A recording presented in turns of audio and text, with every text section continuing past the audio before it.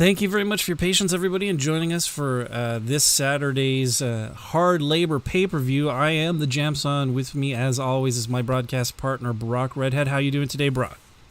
Sir, I am just so glad that you were patient, and we had a lot of stuff to do. We got it done, and we are here. As always, with 2K20, there are technical difficulties that always hit you last minute. But we think we got them all straightened out for you. Before we start, what was The Rock's mindset behind hard labor? Well, the first thing that he wanted it to be pretty much a prison fight. That's why every match is in a Hell in a Cell.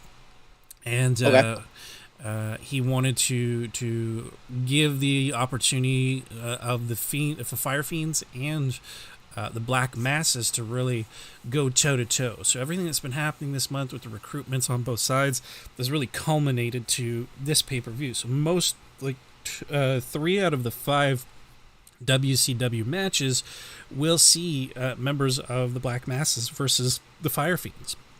Awesome. So we'll see if one faction can get on top of the other, or if it'll be a total sweep for one faction. So the whole dichotomy of WCW could change.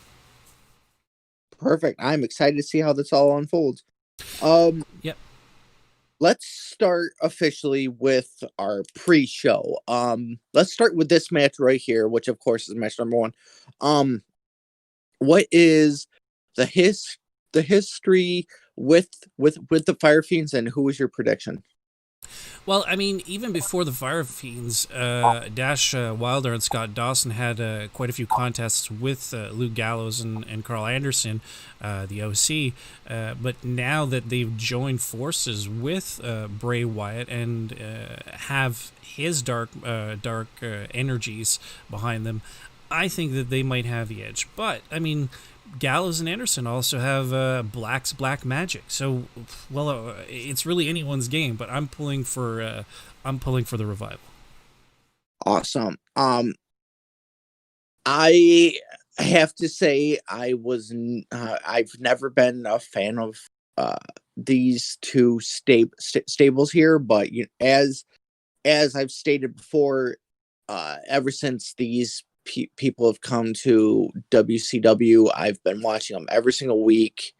I've got a full frontal look on them, and I get them now, and they both do scream the old school.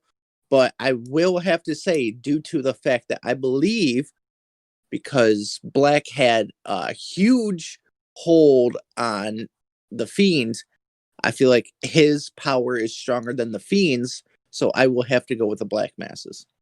Perfect. Well, that's definitely an interesting take on it, and could very well be the case. I mean, like you said, he did have power over Bray Wyatt, so even though he was able to break free, it still took him months. So you could be right. We could be seeing more of a sweep towards the Black Masses. So our second match, we'll be seeing Maryse challenging Sonya Deville for her Divas championship. Who do you think will be coming out on top in this contest?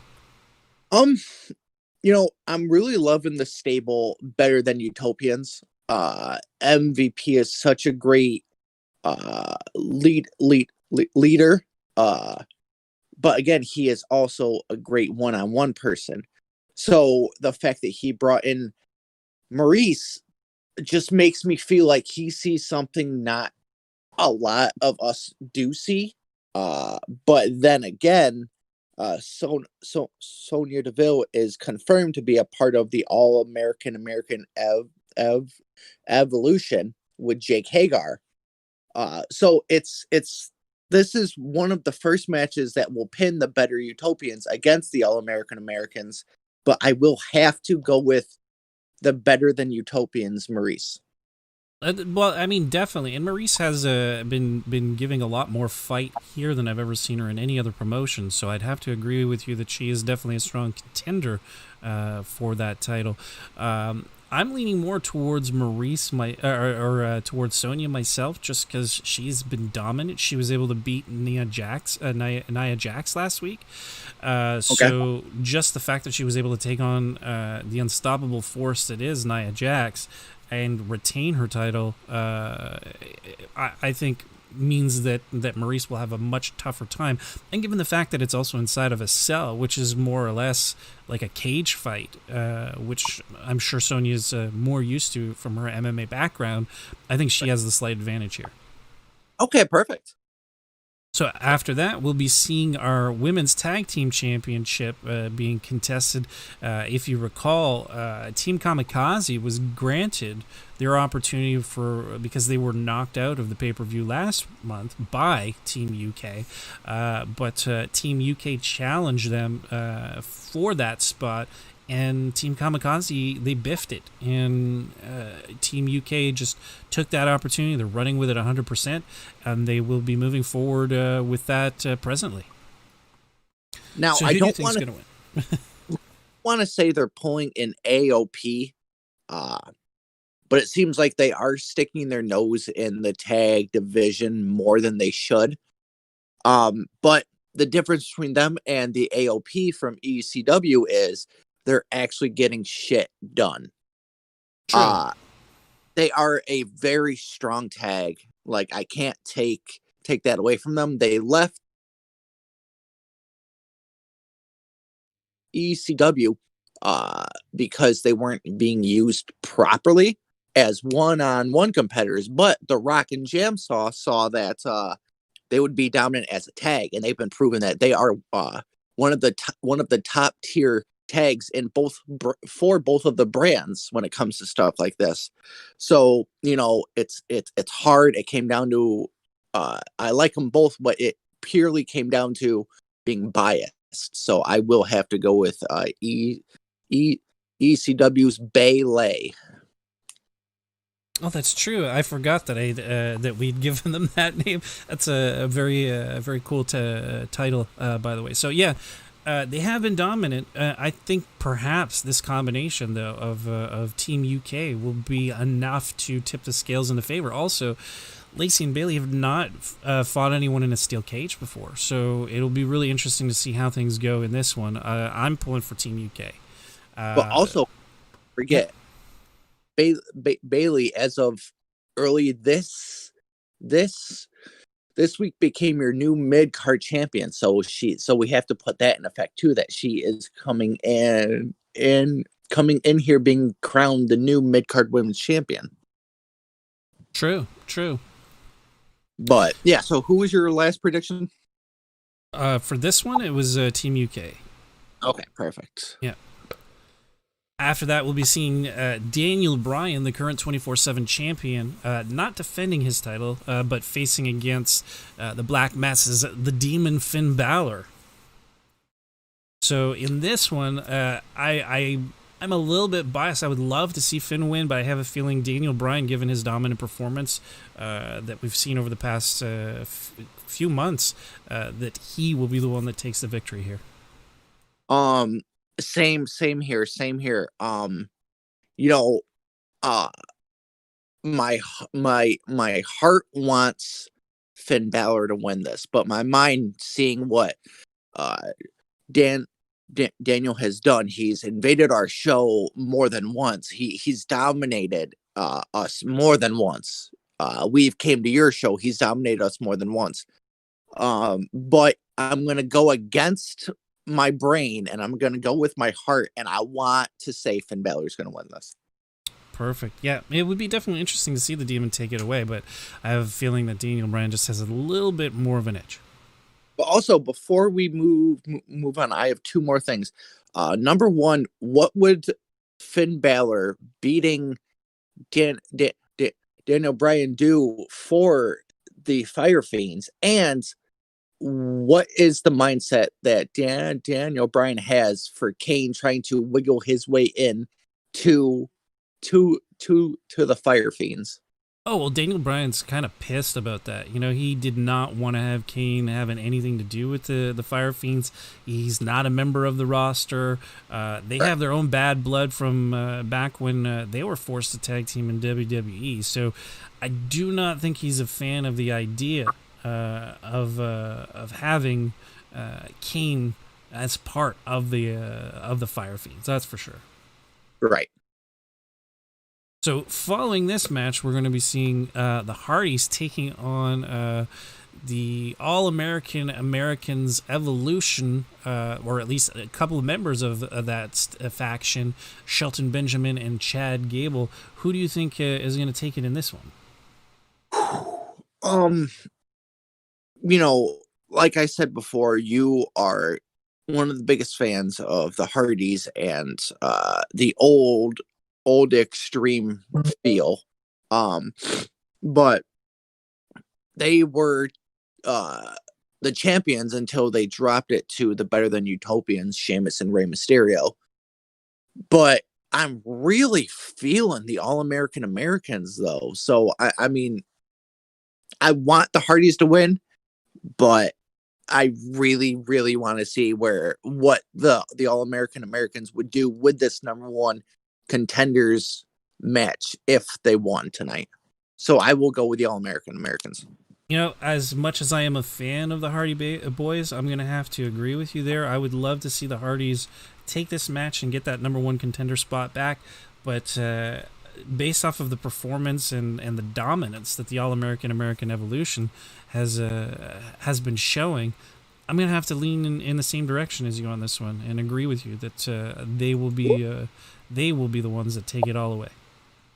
Okay, perfect.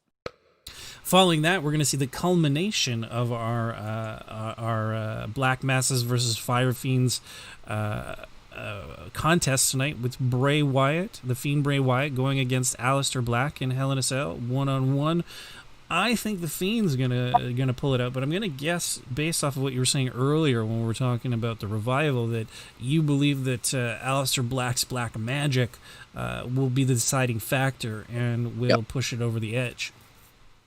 Yes, I do. You know, it just comes down to the fact of day one, the fact that I doubt Bray wanted to be a part of the team. I don't know the story behind it, but long story short, when it comes down to day one, Black had the longest hold on the Undertaker. It could go toward how Paul Bearer was with the Undertaker. Paul Bearer was the shorter, the overweight one. He wasn't as strong as the Undertaker, but when he had that urn, the Undertaker was at his feet. So I feel like Black is going to do it because of his power over Bray Wyatt. Yeah, well, I mean, it's possible, but I don't think the power that he had over him seems to have broken, and it's also enabled Bray Wyatt to recruit the Revival and Daniel Bryan under his wing to really bring prominence to the Fire Fiends. So, I mean, we'll just have to wait and see how the match goes, but I'm still leaning towards Bray Wyatt. Okay. Up after that, we're going to see Baron Corbin challenging for the European Championship against MVP. MVP, having won the Hardcore Championship, flipped it out to the European belt to bring things back to the way that they should be with proper titles.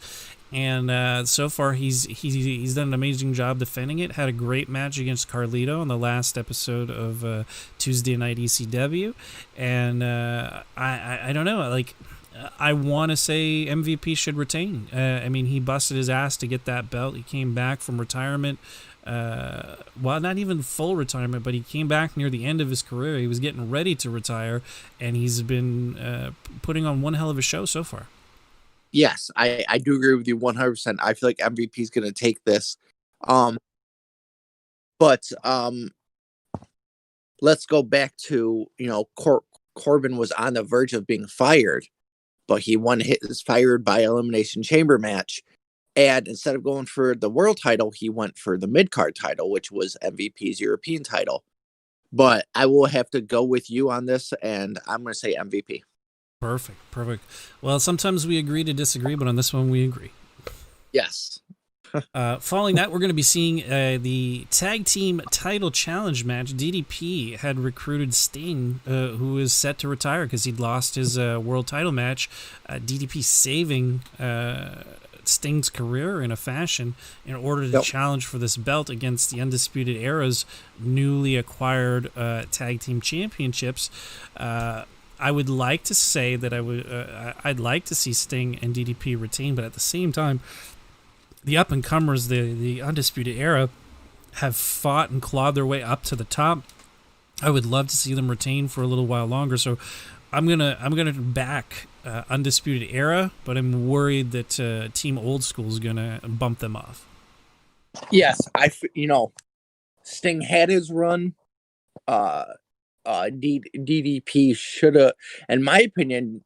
I mean, I don't want to sound like the douchebag here, but. And I feel like DDP wasted his spot. He could have went for a world title. He could have went for mid-card title, but he decided to go with Sting and bring him back on a run that he just lost. He lost it fair and square. So I feel like he should have went for a world title, but he didn't. It's whatever, but I feel like the better team here is going to win, and that is going to be the Undisputed Era. Definitely. Perfect. So again, we're agreeing to agree. Perfect. Then in one of our final, what we'll call our dual main event, the ECW main event, we'll see Jake Hager going against John Cena in a retain or retire match. I love that name, by the way. Oh, you should. You came up with it. Right? But it is fantastic. I'll tell you that much. But I'm a little bit divided in this one. I would love to see Jake Hager take it, just because it would put more prominence on the All-American Americans. Same way that I wanted the All-American American Evolution to win the tag match against the Hardy Boys. It's the same thing here. I'd like to see more of the younger superstars taking their spots, but at the same time, it's bittersweet because that would mean that John Cena would have to retire. Yes. So again, we are agreeing. I feel like Jake should take this home. Some superstars are known to push future champions. For John Cena's term, it was JBL back in the day. He pushed him because he knew that he would be world champion material, and it put John Cena on a spot where he would be a future 16-time champ. He was United States champion more than once and all that. But solidifying the All-American Americans would be something that would be phenomenal for the purple brand. And I feel like Cena's on his way out, and he knows it. That's why when he against JBL, he decided to continue that term where it was if he were to lose, he is to retire because he knows it's coming to an end. So long story short, I'm going with Jake. Perfect. In our match final for tonight, the WCW World Heavyweight title, we're going to see a triple threat event. Adam Cole has been busting his ass to get into this match. Faced Drew McIntyre a couple weeks back and lost. Then challenged Kevin Owens for his Money in the Bank championship. And it impressed The Rock so much that he decided that instead of actually making him cash in that belt or the briefcase yet, that he would be given this title opportunity. So even if he loses tonight, he'll still have the opportunity to cash in that Money in a Bank at any other time. So we're going to see a full-on triple threat: Drew McIntyre versus Adam Cole. Already had great rivalries in the past. Months ago when Adam Cole was champion, I think Drew biffed it when he was going after that belt. And Adam Cole was able to retain that until facing Sting. So I'm thinking Adam Cole is the wild card. That's who I'm hoping will be taking it away. But I mean, Randy Orton, he's not one to easily give up a title, and Drew McIntyre is real hungry too. So this could be anyone's game. I'm going to back Adam Cole. What do you think, Brock? I'm a huge. I'm a huge fan of the Orton era, but I'm going to keep it short and sweet with this one because I really can't choose between these three men. But if I were to, I want Drew to pull it out tonight. That would be cool, man. Seeing the Scottish superstar grab the belt, but we're gonna have to wait and see. So with that, the pre-show is over, and we're gonna start the match card up right now. Perfect.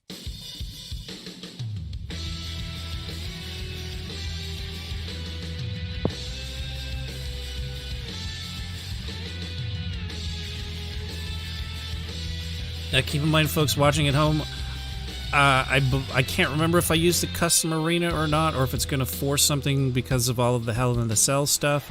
So if there's any weird glitches or broken shit, it's not my fault. It's 2K. Oh, 2K.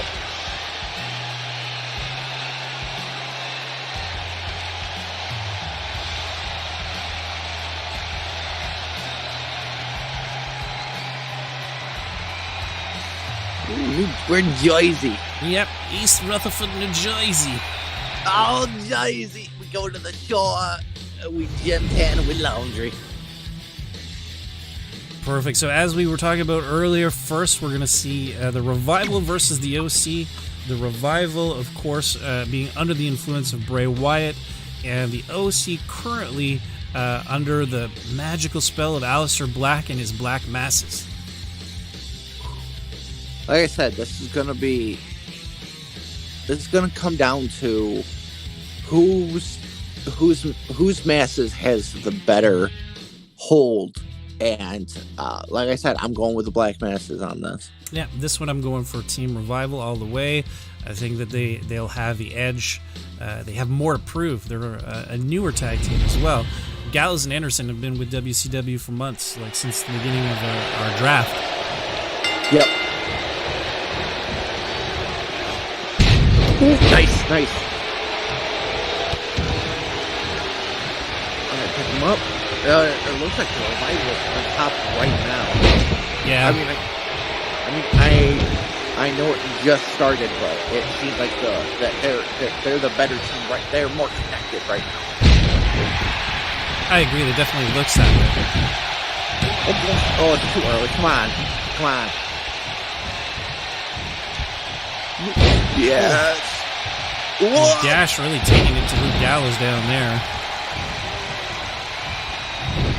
What? Nice. That's a big man. He's a huge man.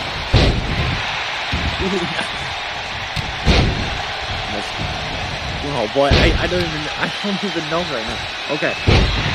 Ooh, nice splash.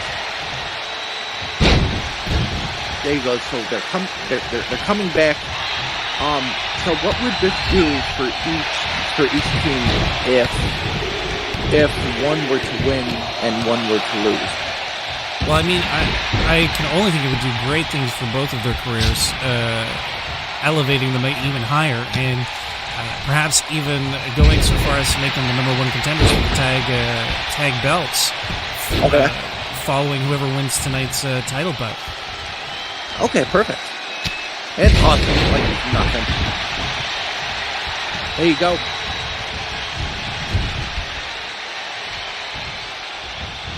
Oh, knee to the face. Nice knee. We have Dawson working on Carl, clotheslining him down. Luke Gallows working on Dash. Oh, getting in the way. Ooh, powerbomb almost on top of Carl Anderson. Oh, well, it's 2 count. No, not even. It was a quick 2 count. Well, almost 2 count. 1.5. Yeah. Oh. Have we seen Avalanche? No. Suplex. Nope. Carl's fighting out of that suplex. Luthez press. Bringing Wilder down to the ground. So what do you think drew Black to the OC? Well, I think he just wanted a huge, large team that hadn't been given as many opportunities. Someone that he could really get behind and coach and bring to the next level. Okay. Come on. Oh, nice. There you go. Oh, go for the pin. Nope. Not quite enough. What is this? Oh, there's a glitch in the Matrix. Ooh, nice reversal. Yeah, both of the FireFiends right now are really dominating. Oh yeah. Oh my God, that back on. Very close 2 count right now. Oh, nice faces. That might be all.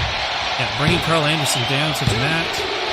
Still not quite enough to keep him down though. They should be working on Luke Gallows. He's in a worse shape. I think they're really stalking it. Like Scott is really stalking, making sure nothing happens. One might compare it to when the Hun invaded China, how they were always on top of the wall, just looking out. I think that's what he's doing right now. Being on the top rope, looking down on them, full control. Oh boy. What's he gonna do? Oh, here we go. Oh, Scott. What's going on, guys? No one's doing anything. An epic stare down. Thank you, 2K, for your brilliant AI. Oh yeah, boy. Somebody better do something soon, otherwise this will be the longest pay-per-view ever. I think you might have to switch to Dash.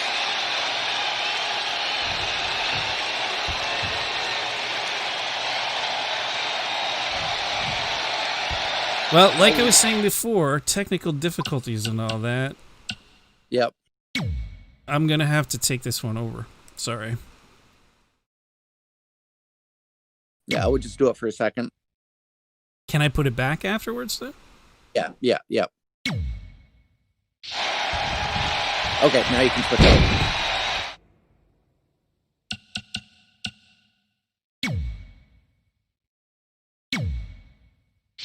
Perfect.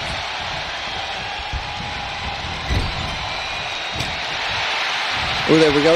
Okay, perfect. Hold on, I'm going to get Dash down, too. He shouldn't just be standing there. See, that's what happens when the match comes to the match. That's what I was talking about. Can you make it? This is the question. Oh, there you go. No, Carl, go after... Okay. Jump! Boom! Okay. Sorry, guys.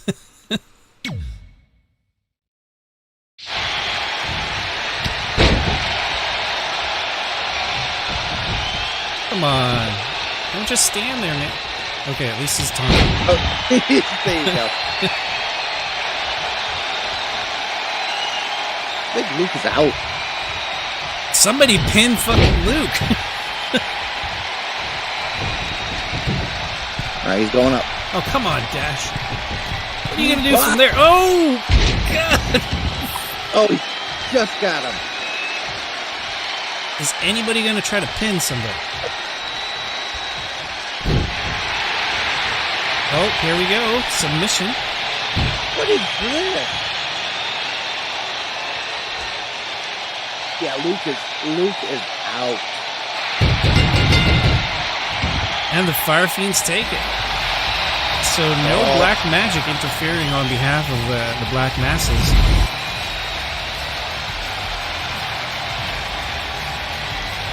Oh boy, that was... And that's why we make this the kickoff match.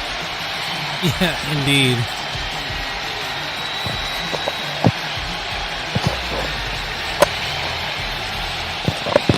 I mean, yeah, we're sorry, folks, for the technical difficulties, but 2K is a phenomenal thing. I was gonna say, don't blame us. We're just using the tools that have been provided to us.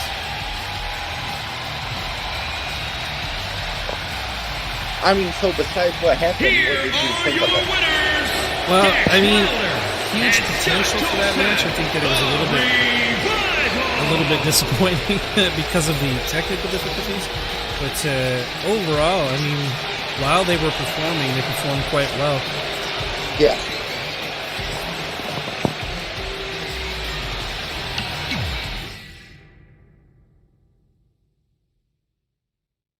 So up next we have the women's championship match: Sonya Deville versus Maryse. I mean, like I said, I'm gonna root for the better than Utopians. It just comes down to faction, and I'm just really feeling the better than Utopians.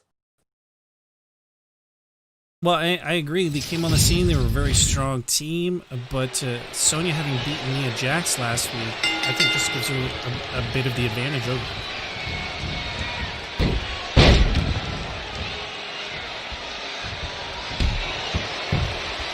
Kick, nice kick. Yeah, like I said, being a cage fighter has really given her a bit of the advantage as well. Yes. Ooh, nice. Come on, Maryse, get up.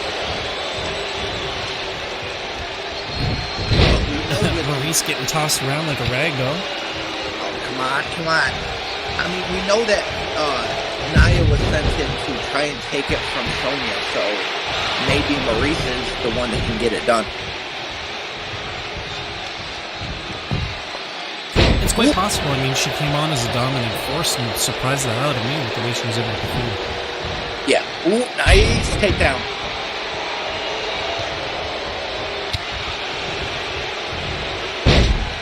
Another takedown. Yep. Get up, working Maryse. those ground moves. Yeah. Pull a take her up to the top of the cage and throw her off. That's what you gotta do. Exactly. Ooh, what's this? Ooh, backward.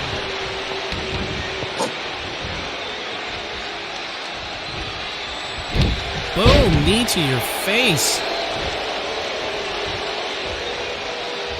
Maryse getting a second win, taking it to Sonya now.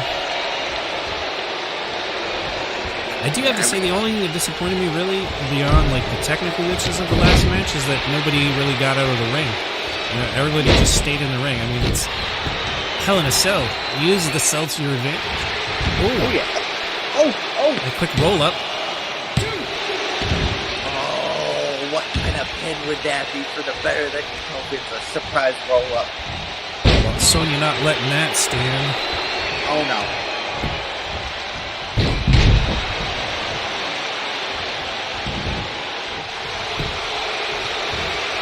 Oh, going for that submission. Yeah, the submission. Nia. Come on, get out. Nice. There you go.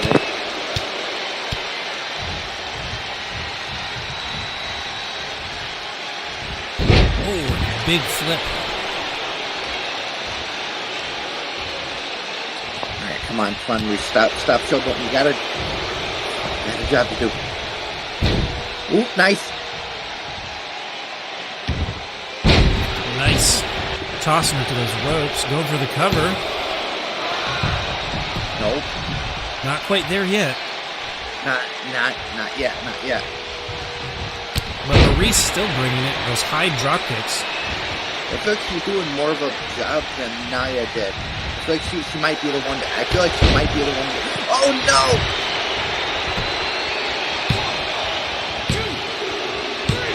No! Oh, and Sonya takes it in a quick victory.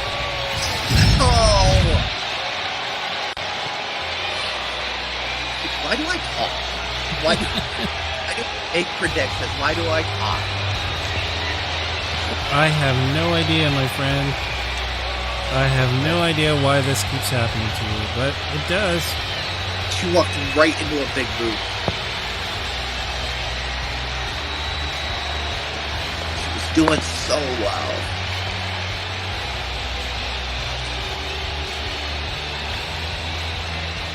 So 2 matches down so far, and I'm 2-0 in my predictions so far. With Sonya and the Revival both taking their matches respectively. Champion Sonya Deville. but not as ridiculous as the feud with Daniel Bryan and Luke Harper.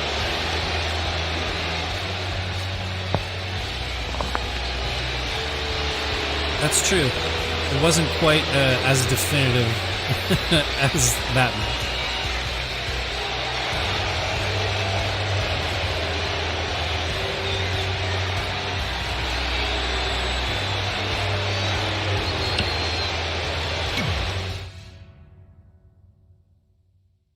So following that ass whooping, we're gonna see Team UK versus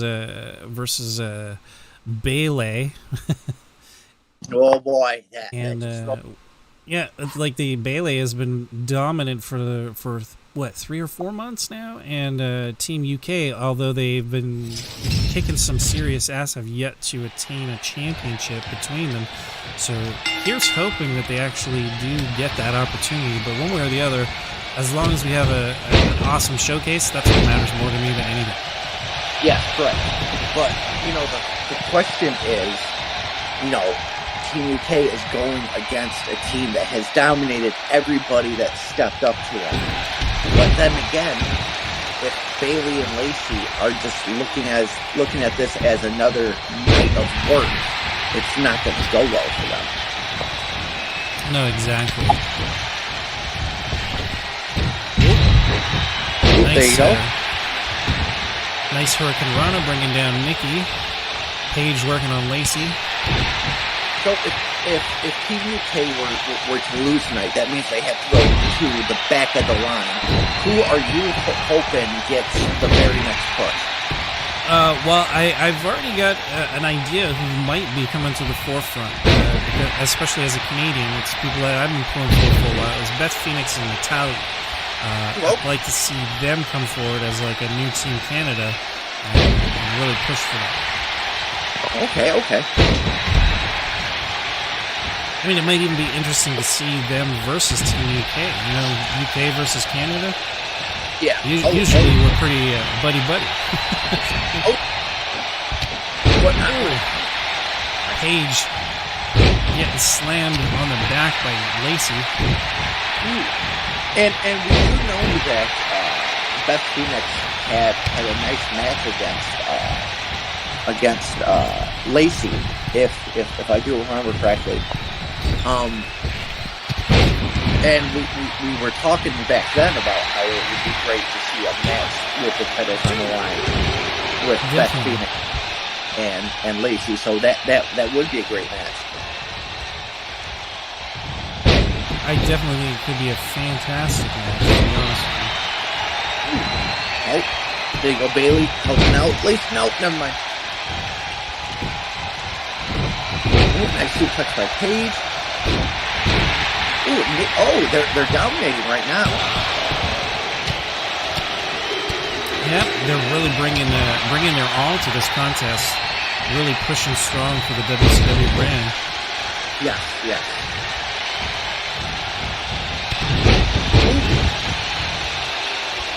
Yeah, there you go. Focus on Nikki. Ooh. Working that back. Taking her up and slamming her down to the ground. That's what you gotta do. You gotta stay on top of these two.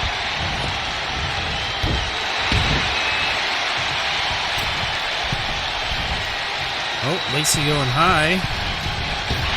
Huge moonsault on the Paige. Will she capitalize with a pin? Nope, kick to the face. Big suplex from Bayley on Nikki. Bayley going for the pin.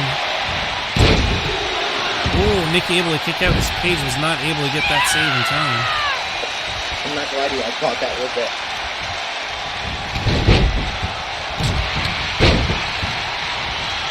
Paige taking Lacey down. Bayley working the neck of Nikki. Oh yeah. Oh, going for a Paige turner. No. Bayley. Make that come. No. Damn it. It's going to be dueling finishers here. Oh, Bayley's getting reversed. Lacey is not. Boom. Oh no. Paige, go for the cover. Oh no! No! 1, 2. Oh! 1. Ew. That was like 3. If we counted Nikki instead, that would have been 3. Oh, come on, and now Nikki going for that submission. Come on, Bayley Nikki, not come on. quite hurt enough to submit, though. Come on, Bayley. There you go. Oh. ECW. Oh, no. This could be it. Paige. Makes the save just in time. Boom, dropping the knee on Lacey Evans' face.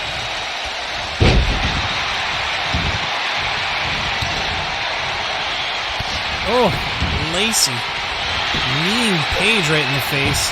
Going for the cover. Paige kicking out. Nikki's changing targets, going after Lacey. Maybe the smartest call because Lacey's got a damaged neck. Yeah. Yeah, she's really focusing. Oh, no, she's biting her on the arm. Oh, no.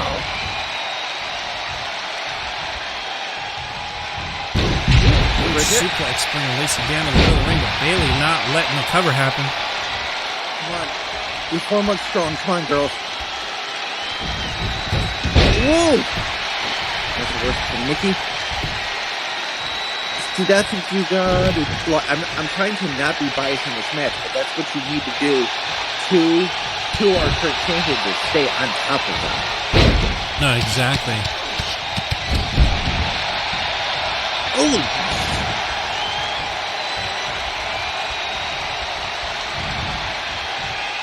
See, now the question is, who is going to get their finisher first? Oh! Going for the cover. Lacey's not going to let that happen. Oh, wait. No! Nikki! Yes! Oh, and Paige just kicks out. Come on, I thought that was it. Come on, Paige. Wake up! Oh, and Lacey just dominating with those clubbing blows.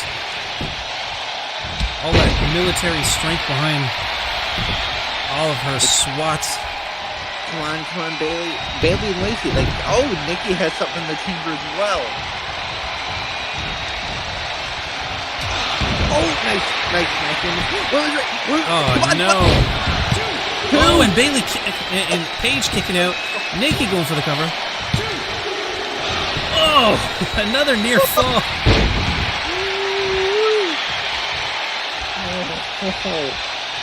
Lacey switching targets, going after Nikki. Seeing her as more of the weak link. Oh! Come on, Lacey. Bayley fighting out. Big Nice clothesline, going after... Nope, staying on Nikki. Paige working the neck. What the hell was that move, Nikki? Upper acrobatic. Come on, grab her. There you go. Yeah. Paige Turner. 1, 2, no! Going for that cover while Bayley's taunting. Bayley! Oh, and the 2 count. God.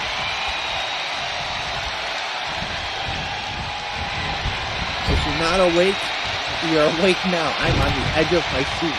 The adrenaline is pumping throughout the arena. The fans are going crazy.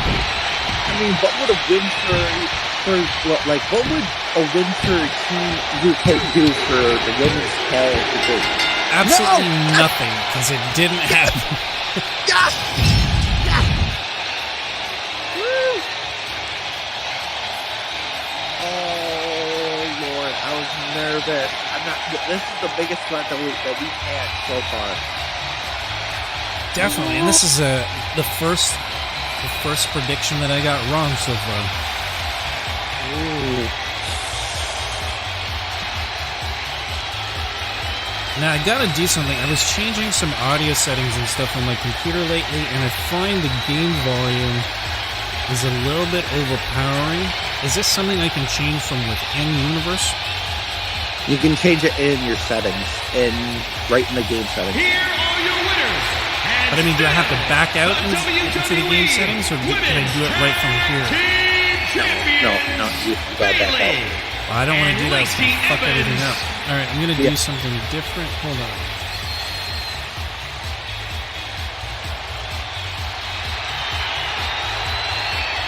Come on.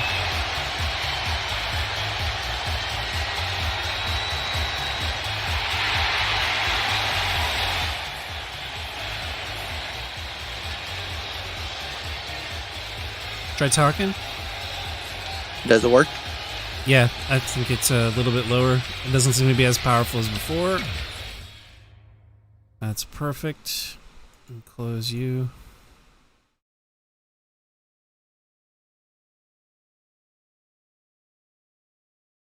All right, so up next, please tell us what's going on here. Well, as part 2 of our FireFiends versus Black Masses, we're going to see Daniel Bryan going one-on-one with the Demon, Finn Balor. So far, the FireFiends are up 1-0 against Team Black Masses. So we'll see if we can make this 2-0.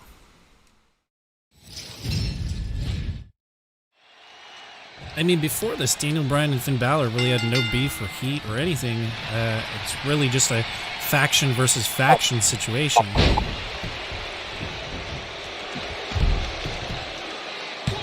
I mean, it seems like this whole thing is a faction versus faction tonight. It's team better than Utopians and team all Americans, and then on your side it's the FireFiends versus the Black Masses. Definitely. Ooh, going for that knee early on.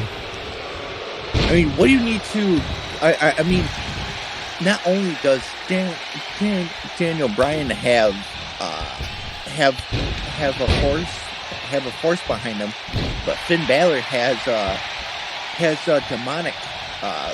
demonic field behind him as well. So I mean, what do you see coming from this match? Well, I mean, like I was saying earlier, it's a pretty intense. Like, both sides are steeped in magic of one form or another. You know, the FireFiends having Bray Wyatt's powers and the Black Masses tapping into that, but also Balor having had his own powers beforehand with the Demon makes for a very interesting dichotomy. Right. So I think that it might give him a slight advantage over Daniel Bryan, but at the same time, Daniel Bryan has been so dominant even before joining the FireFiends that it's quite possible that his own internal energies are even stronger. Right. Ooh, no. Stop in a mud hole in Finn. Not the stop. Do you think this has been Daniel Bryan's biggest threat, or do you think it was Luke Harper? And why is it Luke Harper? Okay, I don't know where you buy this crack that you smoke, but you should maybe stop. Because Luke Harper probably had the worst overall performance in wrestling history against Daniel Bryan. I think it was at 13-0? Or was it 20-0? Something like that? Was it 50-0? I think maybe 50. That dark night, we don't speak of it. But in all seriousness, who's been his biggest threat? Who's been Daniel Bryan's biggest threat? Probably himself. Yeah. Actually, no, I think Mr. Kennedy. Mr. Kennedy was the biggest threat. He was the one that was able to take the title away from Daniel Bryan. And if Daniel hadn't let the Fiend in, he may never have gotten his championship back. In fact, the only way he got that championship was because it was supposed to be the Fiend that was going to be challenging for the title, but instead he sent his emissary in his place. Yeah, and we know that Eric is scared of the FireFiend, so he hasn't sent somebody over. So. Coup de grace on Daniel Bryan. Yeah, this might be it. And it is. Wow. So now it's 1-1. Each faction scoring a point so far, which means that the match later tonight, the Fiend versus Aliester Black, will be the rubber match. Yeah, and we are tied on predictions. That we are too, as well. This ties everything up. Wow. I mean, what did you think of Finn's? So is Finn the biggest threat on the Black Masses then? Well, I think maybe Aliester Black should be, but I don't know. Because like I said, he has Alistair's powers plus his own demon powers. It's really too soon to say. Maybe eventually, if ever Finn Balor and Aliester go one-on-one, that could really show us. But for now, it looks like Finn Balor's internal demon is stronger than Daniel Bryan Firefly. Yes. And I'm loving it. I mean, don't get me wrong. I love the Finn Balor. I was just very surprised at how this match ended up. So up next, we have an ACW match. We're going to be seeing the Hardy Boys versus the All-American Americans Evolution, Shelton Benjamin and Chad Gable. An interesting tag match. I believe they were... the Hardy Boys were actually the champions last week, and they were involved in, I think it was a 4-tag team, or was it 3-tag team match where they lost to the Better Than Utopians, if I'm not mistaken, right? Correct. I mean, so now it's down to, like, who is the dominant between these two, Team Old School versus Team New School, to be honest with you. Yeah. Who picked them up? I mean, in your opinion, are the Better Than Utopians going to clash with the All-American Americans, or do you think they're gonna team with each other right in the future? Well, again, too soon to say. All the faction wars that we have going on between both brands leaves so many different things up in the air that only time will tell how things go.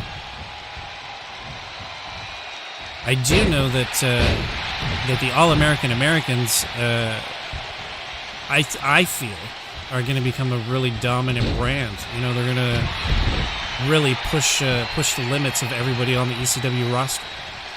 Yeah, I mean, they were all professional level or amateur level wrestlers before joining the WWE back in the day. So they've got amateur and professional wrestling. A lot of them have even Olympic competitive levels of athleticism. Two of them were cage fighters. That too, yeah. I mean, so they are like a huge threat to any brand, whether it be Raw, whether it be SmackDown, whether it be WCW, whether it be NXT, it doesn't matter. They are the whole package, and I feel like Jake is trying to instill that in everybody's mind. Definitely. Well, one thing that I see here is I see a lot of great teamwork from the All-American American Evolution. They're really handing the Hardy Boys' asses to them. Yep. Oh, and plus we cannot forget Ronda and Sonya are both a part of the All-Americans as well. Yep, that's true. So, in whatever division, they are strong. Boom, ooh. Dropping that elbow on Jeff. Matt not letting that stand. But, Matt and Jeff have been a team for longer than I've been alive. I mean, you can't deny their repertoire, their long resume, their dominance as tag, as single champions. Jeff's run as WWE champ and Matt Hardy's run as ECW champ. You can't deny that they are a threat in every way you can think of. No, for sure. They are a huge, huge threat. And they've also been against crazy odds before in the past, so this is nothing new for them. Correct. And we all know that Jeff's had a drug problem he's gotten over many times, so it's only a matter of time before Jeff gets these titles back for him and Matt. so far a pretty even contest. No one team has been dominating the other. There's a lot of good momentum back and forth. Ooh, nice. Shelton going for the cover, but Jeff breaking it up. Oh, Jeff taking a moment to breathe, but at the most inopportune time, catching a super kick to the face. Benjamin going back for that cover, but flopping it. Ooh, Jeff focusing on Shelton. I mean, in your opinion, who is the biggest threat with Shelton and Chad Gable? I think Shelton. I think a lot of people underestimate him, but he's a big, strong dude, and he actually, if I'm not mistaken, beat Brock Lesnar at one point, and not too many people can say that they were able to beat Brock Lesnar. Right. Ooh, nice T-bone. Work in the back of Matt Hardy with those kicks. Up for the pin. So who would you rather? So who, as a fan of this brand, would you rather see go up against the Better Than Utopians? The Hardys or the All Americans? The All Americans. I think they're natural made enemies. I think that they would put on a fantastic showing going against one another. Oh, very close 2 count on Jeff. Whoa! Oh, and Gable taking out his own partner, trying to do that high-flying move on Matt.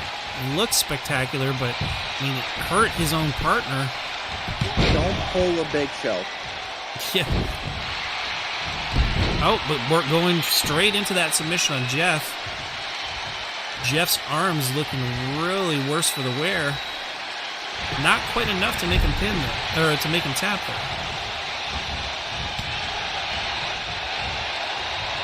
Lifting up Matt, big suplex, dropping him down, rolling out of the ring. Got to change focus to Jeff, but takes that drop kick to the back of the head. Shelton groggily getting to his feet. Oh, nice right hand from Jeff. Oh, it looks like the Hardys are dominant right now. Yeah, Hardy's making a huge comeback, but Gable reverses. Oh, and does not quite stop the pin in time. Gable, what are you doing? And the Hardys able to gain that #1 contender spot and go back after the titles that they lost last week. Oh boy! And this has got to disappoint Team All-American Americans. Right. Oh no. Well, you know, Hardys, you know, they are the embodiment of ECW. So that is true. Team Extreme, baby. It only makes sense for them to be top choice for #1 contender.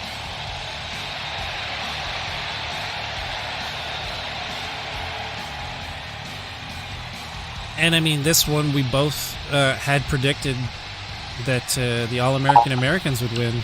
I mean, I did say that I had hoped that the Hardys would win, and now that they won, I kind of hoped that the other team would win. Ooh, next is the captains, the leaders, the main focus of their respective teams, Black and Bray. You know, what would you compare them to from past leaders? Like, who do they symbolize? I don't think that they really symbolize any of the previous stables. I mean, the closest thing would be, I guess, Ministry of Darkness, or maybe a little bit the Brood, because of how dark the Brood was. I guess the FireFiends are kind of Brood-esque. Okay. And Aliester Black's Black Masses are more Ministry of Darkness, but even them, they don't quite match up. They really are their own unique things. Right. Ooh, Black. Flurry of kicks from Black, but the Fiend says, nah. See, I feel like there's a lot of pent-up frustration on Bray's part. Picking him up and knocking him down. At the headbutt. Yeah, see, I feel it's that way because you were tricked into thinking you were gonna be a part of this great tag, but then come out of a coma type state like 4 months later to understand that he put a spell on you. Like, that would like ruin any man's mindset.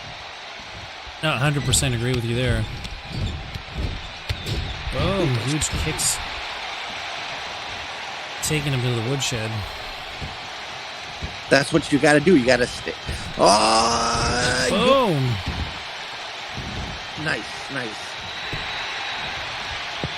I don't quite think Bray is ready to give in yet there, Mr. Black. Try to drop that double-hammered fist on Alister's head, but Alister quickly, definitely gets out of the way, but he does succumb to that DDT. Lodo. Ooh, nice.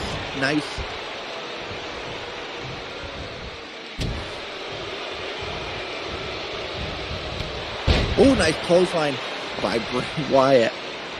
Yeah, Bray really taking Alister to the woodshed, but based off of the crowd sounds, it sounds like they're more behind Alister than the Fiend. They're booing like crazy right now. Yeah. Ooh, look at this. Nice, dropping him straight on his back. Pandering right to the taunting away.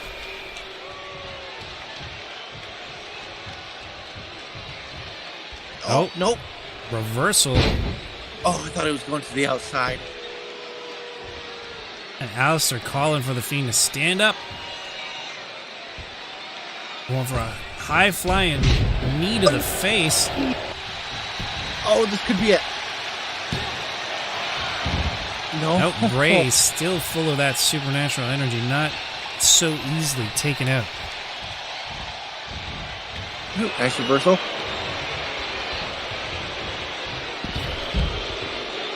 Here we go. Utilize that cage.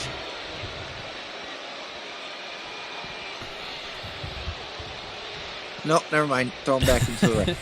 Speaking too soon again, eh? Why do I do this? Whoa! Huge maneuver from Bray, bringing Alister down, going for that cover. Only a 2 count. Ooh.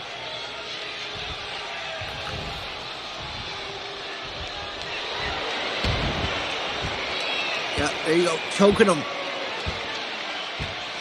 Mandible claw on Alister. Alister giving up. No!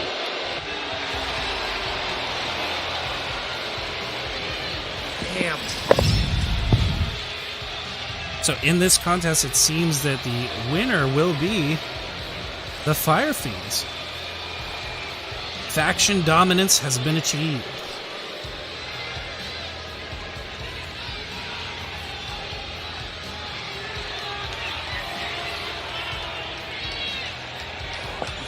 I was trying to think of how to properly put this, but it just comes down to me saying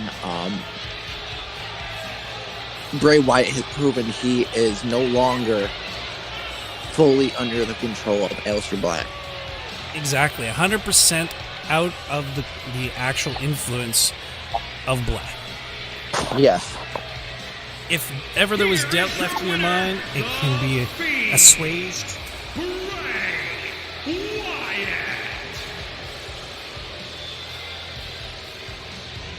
Sorry for those of you with epilepsy.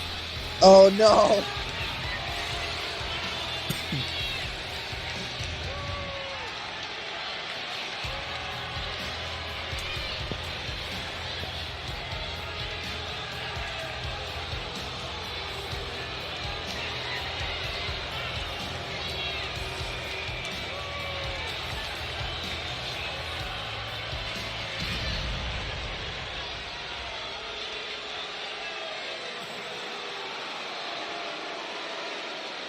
Devilish laughter of Bray Wyatt. Oh yeah. Oh yeah. Alright, so what is next? Oh, wait, he's not done yet. My bad. Don't look at me like that, Bray. He's hungry for souls. Well, hey, if you want a soul, look at Kane. If He is looking for you. A fantastic showing. So up next we have Corbin challenging MVP for his hard-fought, hard-won European Championship. I mean, what would it mean for someone to take out the leader of a faction that is trying to be that is the boss's favorite? Well, it would definitely weaken the credibility of said faction. And I mean, Corbin has had a habit of surprising at least me by winning almost all of his matches. He's very rarely lost. Right. Oh, here we go. MVP rocking his Black Panther attire for this evening. Yes, sir. Oh, nice goal time. Ooh, ooh. This is one of the matches I've been excited about all month. Boom, huge suplex, bringing Baron down on that back pretty hard, heavy. I mean, what also would this do to the mindset of Baron if he won his fired by Elimination Chamber, but then to lose on the pay-per-view right at the end of the month? I'm sorry, could you repeat that? Oh, sorry. My question was, what would it do to the mindset of Baron Corbin being put in a fired by Elimination Chamber match, only to win and then lose at the pay-per-view right at the end of the month? Well, I mean, like, it definitely lit a fire under his ass to have him in that kind of situation. But I think overall everything that's been working for since the very beginning of his career in WCW is coming to a head tonight. You know, like getting that title and being able to hold on to it, putting MVP down, who is running on such a high lately. Ooh, huge takedown. It's like an avalanche crossface of sorts. Ooh, nice. And MVP hasn't lost a step. Nope. All these years. Oh, caught him. Ooh, nice, Baron.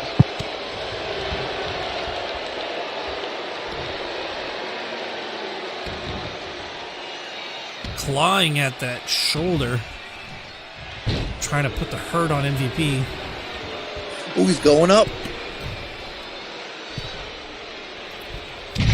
Oh, nice elbow drop. Oh, could this be it? Not quite enough damage done to MVP to be able to tap him, or have him be counted out yet. Right. Oh, there you go. Oh. Quick dodge to the side, putting MVP back down to the ground. Baron Corbin going high.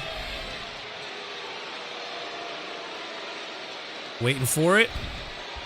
MVP boom! Double axe handle on the dome of MVP, bringing him down. Oh, MVP fighting back. Oh, they're both so close to a finisher. MVP's a little bit closer, though. Oh, could this be it? What time is it? Time to be balling. Balor! There you go. Going for that cover. 1, 2. Corbin saying, not yet, man. Not yet. Not going to let a signature take me down, but MVP calling for the finisher. The playmaker. Oh, here we go. Boom. Yeah. Mama said knocked you out. 1, 2. Oh, and Corbin's still kicking out. Oh my God. Corbin is one resilient SOB. And Corbin's got his signature waiting.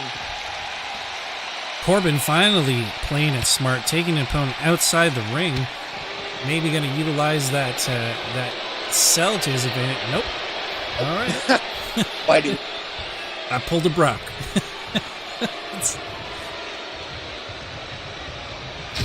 Oh. MVP not letting Baron Corbin get that signature on. Not giving him a moment. Boom, swinging net breaker.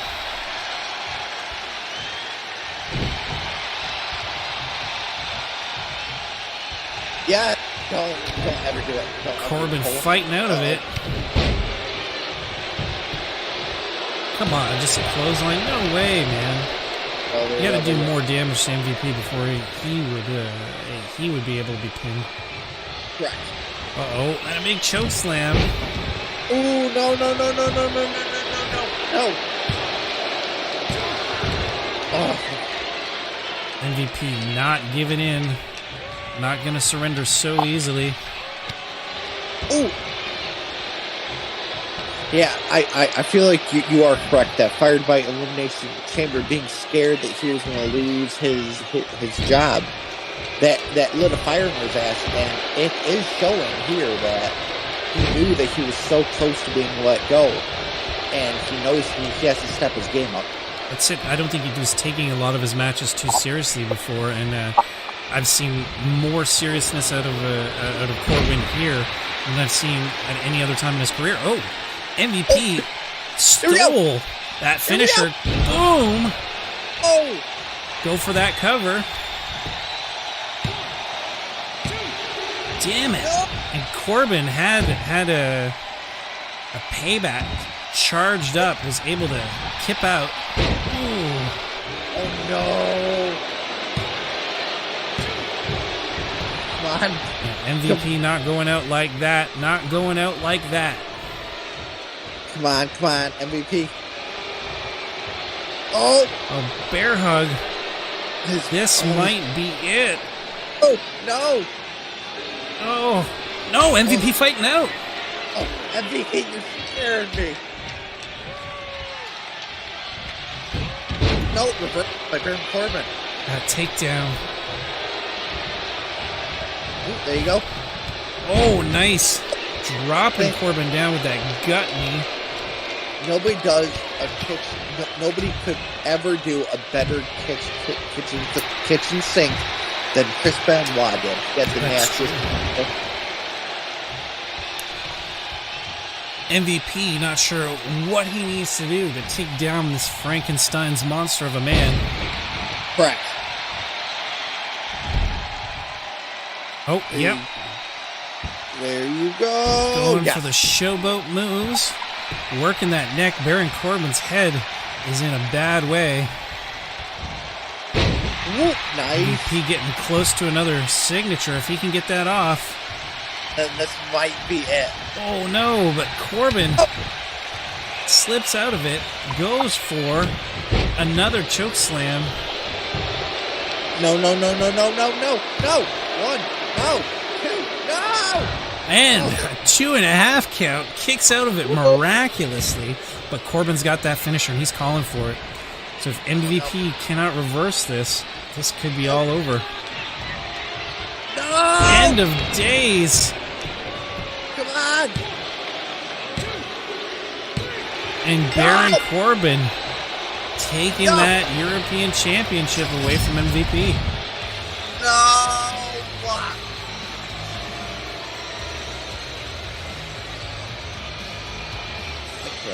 I didn't want this to happen, but I had a feeling it would because we both keep underestimating Baron Corbin. That's our mistake.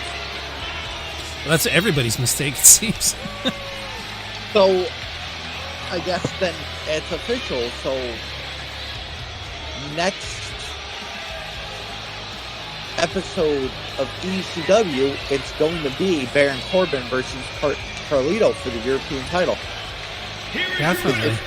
Because if you remember correctly,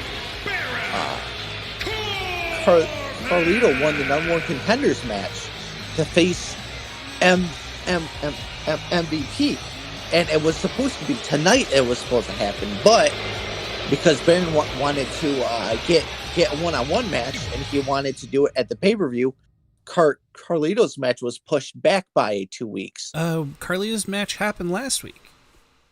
Carlito versus MVP. Yeah. Oh, right. That's right. My bad. Sorry. My notes were written by my associate. He got them all wrong. You gotta fire that assistant, man. Well, see, I got them from you. So well, I fired him first, so you should never hire people that I fire. I should have learned this. All right, so then we're gonna have to find out what happens with the European title picture. But moving on to DDP and Sting versus the Undisputed Era.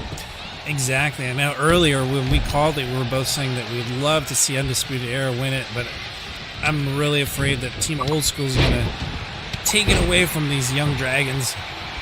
Yep. Ooh, there you go. Nice reversal by Fish.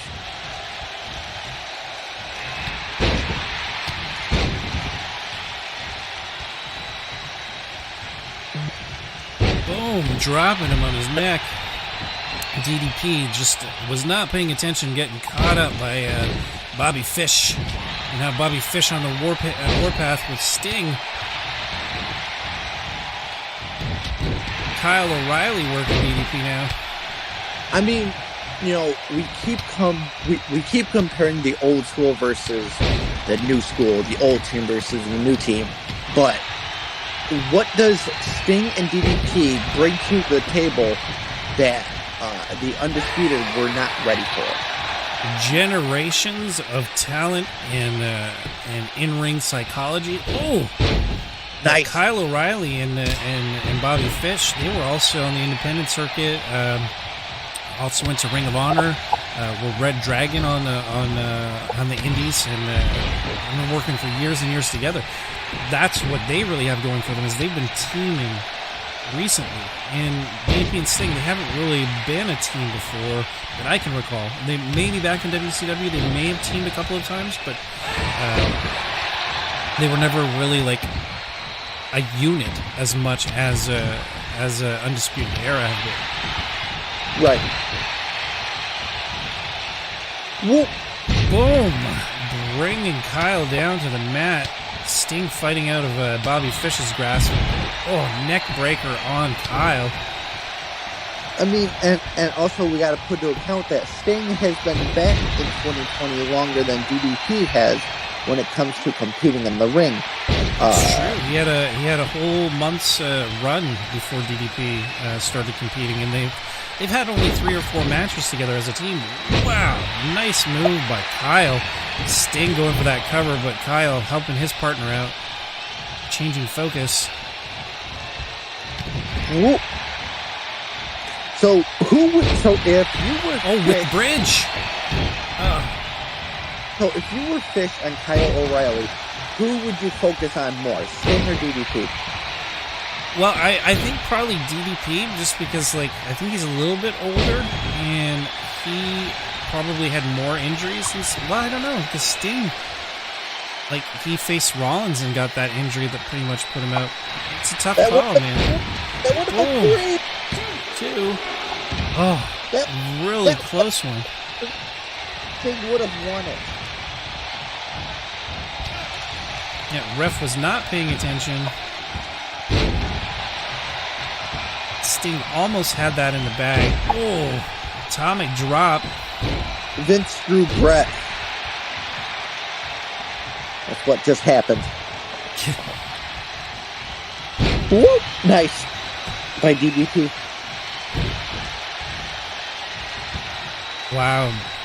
Undisputed Era are not going to retain tonight. No, I actually don't think so. Boom, and Sting just putting the accent on the end of that, dropping Kyle O'Reilly down. That was a squash match. It was, but I mean, that's what happens with these legend teams sometimes.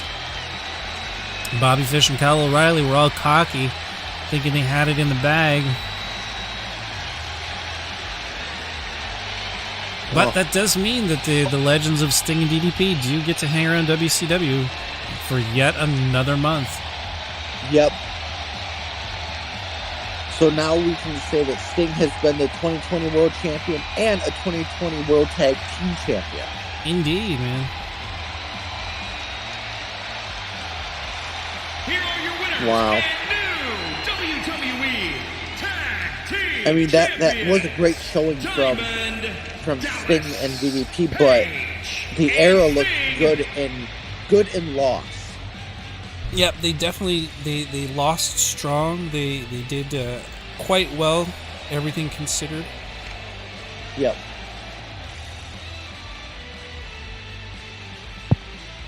Rather unfortunate, because now Roderick Strong is the only member of the era with gold. Although we'll see in the main event if Adam Cole can actually get that belt. So up next we have John Cena versus Jake Hager for the ECW World Championship. Yep, it is retain or retire for Cena.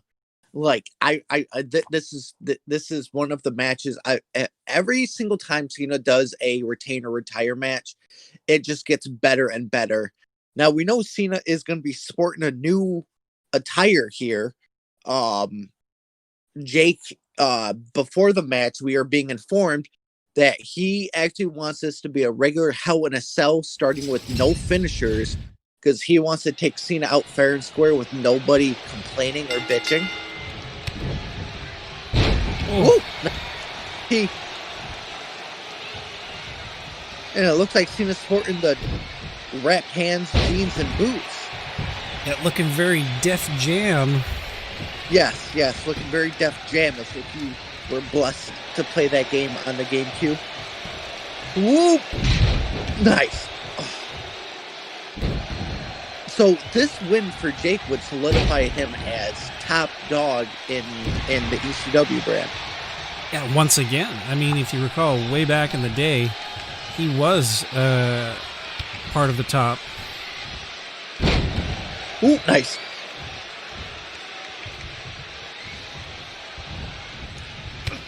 Oh, high knee lifting Cena up. Jake's being very strong.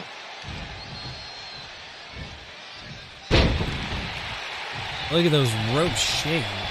Huge earthquake, bone-shattering drops. Yep. Oh, there you go.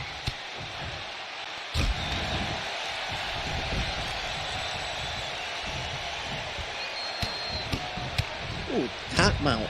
Working that. Nice.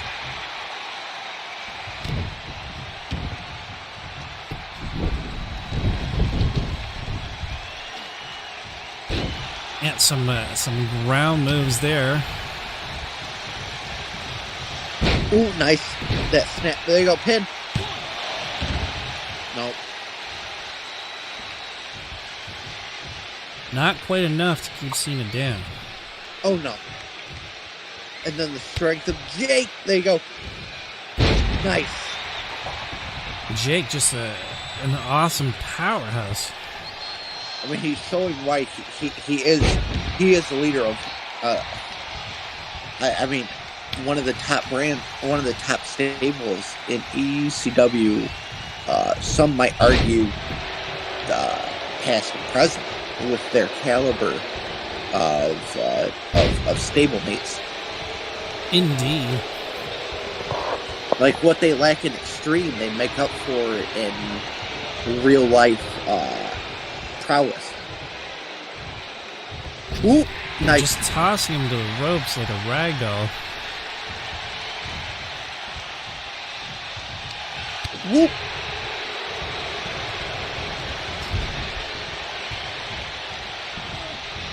We're going for an avalanche.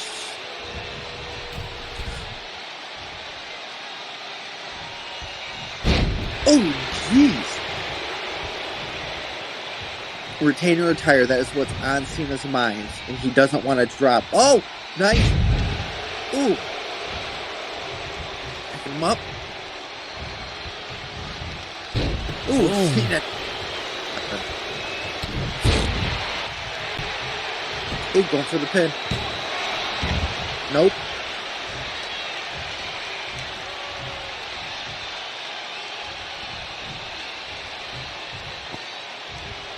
Jeez. Hagar is just manhandling the hell out of Cena. I mean, so what would a win for Jake being the new world champion do against the fact that MVP lost his mid-card title? Well, I mean, it could be MVP's way of liberating himself to be able to challenge Hagar for that main title. I mean, also, it could put into effect that maybe, just maybe, if Jake wins tonight, he'll push Brock into going right after the mid-card title. Quite possible. Quite possible. The options are endless. Yes, yes. So pretty even now. Both having finishers. I mean, John Cena a bit more worse for the wear, but yeah, but Cena fighting out of that submission maneuver. Cena's like, you gotta snap it. I'm not tapping. Oh, nice. Dropping Jake on the back of his neck.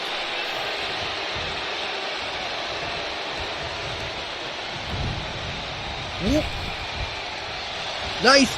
Oh. Nice catch finisher. Oh no! Boom. Attitude adjustment on Hagar. Attitude adjustment. Oh, Not quite enough. Not quite enough. He had his payback, but Cena has a comeback available, and he's using it. That ref getting caught up in the way.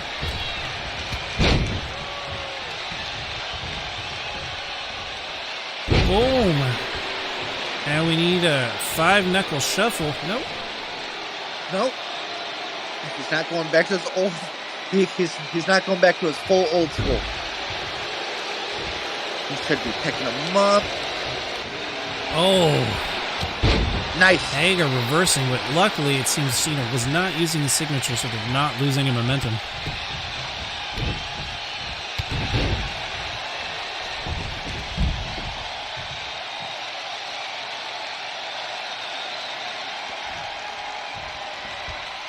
Oh, should have stayed out there. Hey. Whoa. Oh. Huge takedown on Cena. Going for that cover, but I don't think Cena's quite had enough yet. No. Oh, no, but he's getting close. And we see the bloody knuckle of Cena. Ooh, nice. Going for another attitude adjustment. Quick cover. This could be it. Oh! Hagar kicking out at the last possible second. Line from Cena.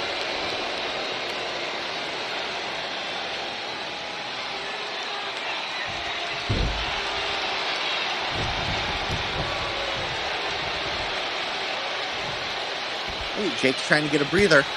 But no. Cena not letting up on him. Oh! Synchronized kicking.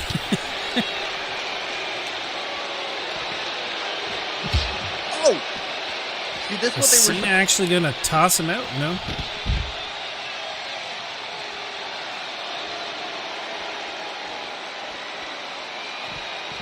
Oh, blocking that super kick. Delivering one of his own. Oh. 2 super kicks.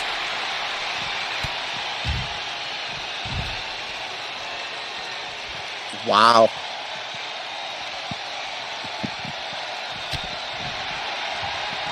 Well, Hagar definitely wanting to make sure that the WCW or the ECW main event is as on fire as possible. Yes, and we without a doubt believe that the main event for you is going to be just as amazing. And Cena is retired. Jake Hagar able to get that sneaky powerbomb and taking Cena out of the equation. Oh my gosh, we're gonna have to do a farewell address. Yeah. Officially, I mean, what? I mean, how would you sum up his ECW career? Fantastic. I mean, he had a stupendous final run. He was able to keep the title for a few months before passing it along to probably one of the most dominant MMA / amateur / professional wrestlers out there, Jake Hager. Oh, well, we hate to see you go, but as new ECW champion, Jake Hagar. Yeah, thank you, Cena. Yes, thank you, Cena. We hope you enjoy your retirement and don't work out too much. Jesus, that belt looks tiny on him. All right. Last but certainly not least, sir, please explain this phenomenal matchup we have right here. Well, I mean, it's a culmination of everything since the beginning. I mean, Adam Cole was the first new WCW champion, retained for 3 or 4 months, even beat Drew McIntyre for the title, beat Drew McIntyre in a couple of exhibition matches, but then ended up losing to Sting. Randy Orton, the legend killer, was able to retire Sting, so it kind of comes around full circle. Drew McIntyre won the #1 contendership, but he had been beaten by Adam Cole. Adam Cole wasn't having it and wanted the opportunity himself, so now we have ourselves a three-way dance in a cell for the WCW World Heavyweight Championship. Awesome. Randy Orton working that neck on Drew. So please explain one last time, now that we're actually right in the match, how did Cole enter this match? Well, first Cole tried to face Drew McIntyre with the #1 contendership on the line. Drew won that match. Then Cole fought Kevin Owens for his for his Money in the Bank championship match. Hello, Maheen. And then he was able to get that title shot by The Rock. The general manager of The Rock decided to give him the opportunity rather than making him use his Money in the Bank championship. Okay. I mean, he wouldn't. Given the way 2K works, we would not have been able to do it the way we would like, with the limitations that we have going on. But yeah, it's not The Rock versus Randy Orton. In this universe, The Rock is the general manager of WCW, and it is Randy Orton versus Drew McIntyre versus Adam Cole, baby. Oh, nice. It seems like Cole's the dominant one. So far, but I mean, things can change in the blink of an eye. Right, and Cole and these two have been world champion, and I don't think Drew McIntyre has been world champion yet. I don't think so, no. Ooh, nice. Randy Orton. Oh, no, Drew was. Wasn't he the one that lost to... No, it was Adam Cole lost to Sting. That's right. No, he challenged for the title, but he hasn't won it. Right. Well, hey, I mean, I know that he was supposed to get a giant push in the WWE, but he instead signed with you guys. So I'm hoping his dreams come true here tonight. Oh, ooh. Kick to the gut. Super. Oh, no. Dropping Randy Orton on his neck, going for that quick cover. 1, 2. Not quite enough damage done to Randy Orton to warrant a win there. I just cracked there a little bit. I'm so excited. Randy Orton rolling out of the ring. He seems kind of out of it.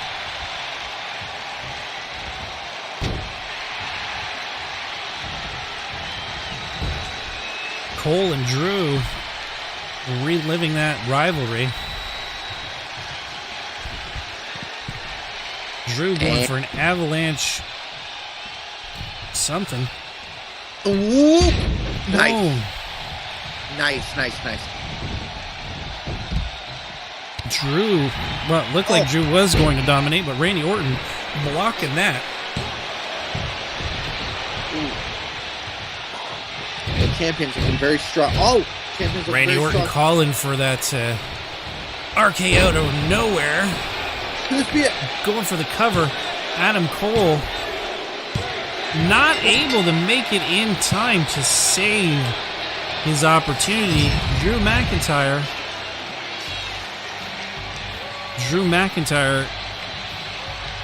losing to Randy Orton, losing this whole match, and Adam Cole not getting his opportunity either. So he still has his Money in the Bank. Yes. Well, that was phenomenal. In your opinion, what was the highlight, the best match of tonight, and what was the worst match? I really liked the MVP Corbin match. I think that was one of the better matches. And just real quick, I want to say hi to Mayin. We're doing fine. How are you doing? Thank you for watching. Thank you for watching. And yeah, so favorite match was definitely that one. The women's tag match was fantastic as well. There was a lot of back and forth. It looked like it could have gone anyway. I think my biggest disappointment, unfortunately, was this one. I felt the opposite. I felt this was better than the Revival match, to be honest with you. Yeah, well, yeah, the Revival match was kind of a shit show. But that's neither here nor there. Mayin, I didn't download this game. Well, he downloaded it from PlayStation Store. I'm playing it on PlayStation 4. If you have Steam, you can get it on Steam. Although, I'll be honest with you, if you can get 2K19 instead, that would be a better better option. The only thing 2K20 really has going for it that I really dig is the Fiend. Yep. And so that brings us to the end of this pay-per-view Hard Labor. Thank you, everybody, for watching and participating in the audience. I hope you were entertained. If you didn't watch it all or you missed part of it, you can always go to my YouTube channel and Brock's YouTube channel. Watch the stuff that's going on. And just lastly, Mayin, if you want to download 2K20 on PC, get a Steam account. You can buy the game there. But again, be careful. I posted a video of what it's like on PC, and it's worse than it is on PlayStation. It is very slow loading. Things don't work very well. So you have been warned. And before we leave, we are not active this Monday and Tuesday. Yes. We always the week. We always do it so we can recoup and make up our match cards and everything, but you'll catch us in 2 weeks on Monday and Tuesday.